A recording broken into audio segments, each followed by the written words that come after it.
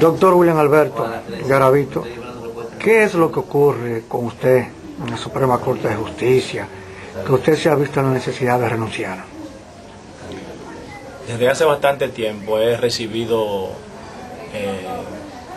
presiones, puede decir así, en el sentido de que me he visto obligado, en virtud de la carrera y de lo que ejerzo, a realizar acciones que han perjudicado a determinadas personas y que aparentemente les llegó el momento de la venganza. Usted dice que ha recibido presiones. ¿Presiones de quién?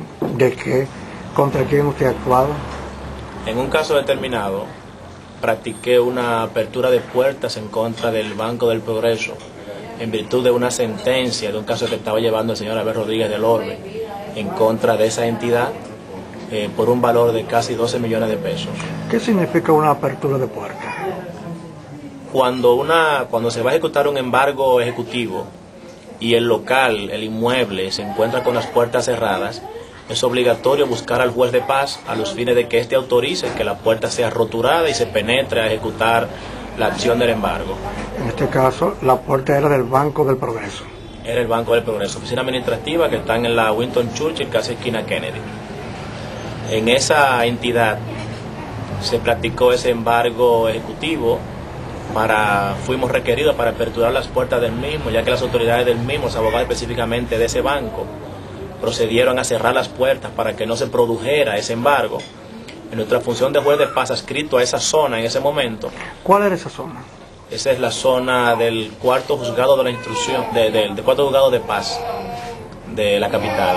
Quiere decir que abarca la zona del Ensanche La Fe, Naco, Arroyo Hondo, Piantini, toda esa zona. Entonces, en ese sentido, nos personamos allá para esa apertura de puertas. Desgraciadamente, recibimos específicamente 2 llamadas del director de la carrera judicial, el doctor Pablo Garrido.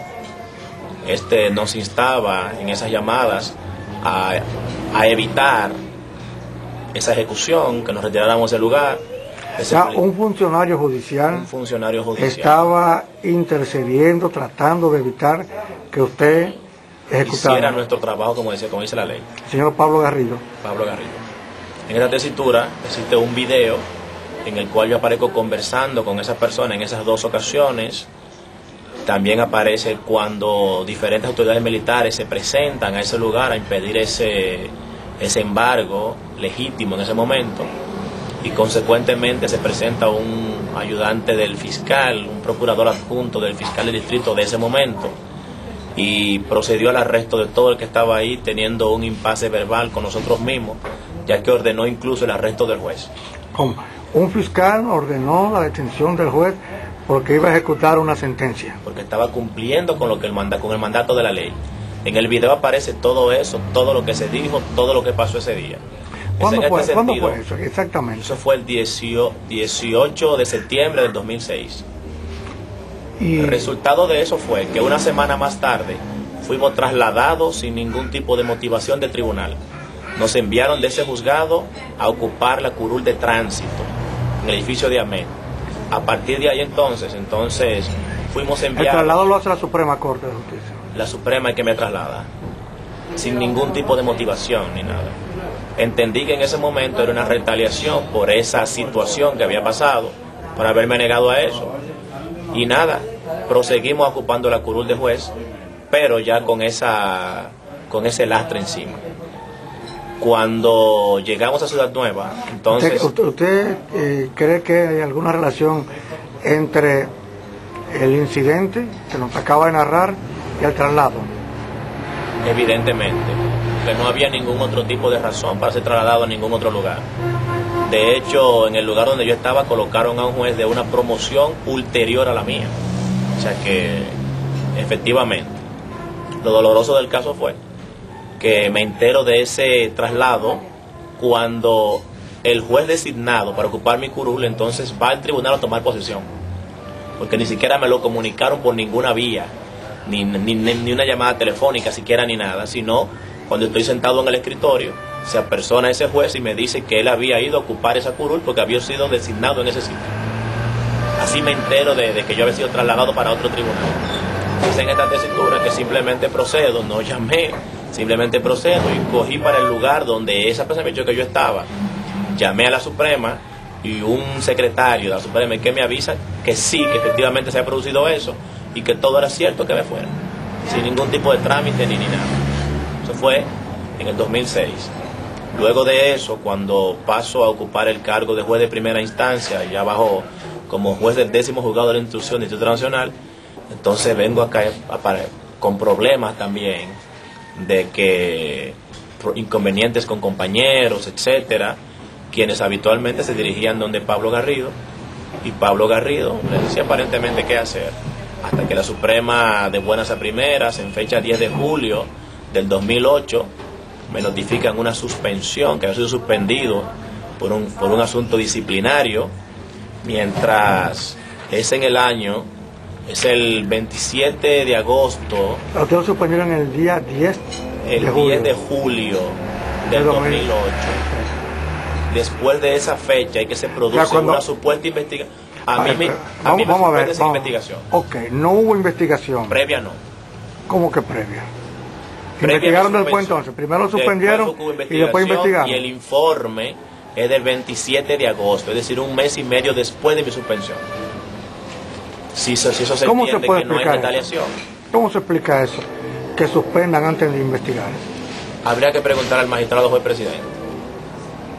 Porque según tengo entendido, esa moción la sometió él en esa fecha, en pleno. Pero tenemos entendido, hemos visto unos periódicos previo al día 10 que parece que informan de su suspensión antes de que se lo dieran a conocer a usted. El periódico Diario Libre, en fecha martes 15 de julio del 2008, se encarga de publicar de que la Suprema Corte de Justicia me ha suspendido en virtud de un informe que ya existía en ese momento. Como se puede apreciar, el mismo juez presidente, el magistrado Subero, en fecha, en el día de ayer... Ayer estamos hablando 14 de enero del año 2008. Del año 2009. 2009, perdón.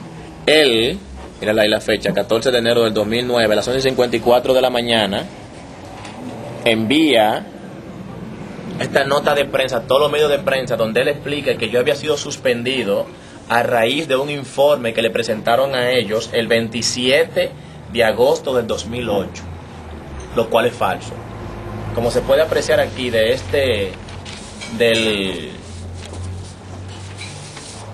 aquí se puede apreciar que mediante este oficio de fecha 10 de julio del 2008, nuestra persona se encontraba suspendido ya. ¿Usted interpreta que en esto hay una conspiración entonces en la que podría estar implicado el presidente de la Suprema Corte de Justicia para favorecer al Banco del Progreso? No necesariamente. ¿Y entonces? El problema es que aparentemente los jueces no obedientes tienen problemas. Explíqueme eso, por favor. De esto deriva... Déjeme decirle que aquí no hay censura. Lo que usted quiera decir, usted lo puede decir por aquí. Si el señor Pablo Garrido me llama en 4 ocasiones, si yo ninguna de las 4 ocasiones satisfago esa petición, imaginamos que el doctor Pablo Garrido no es un ente autogobernable. De alguien ha recibido esa indicación.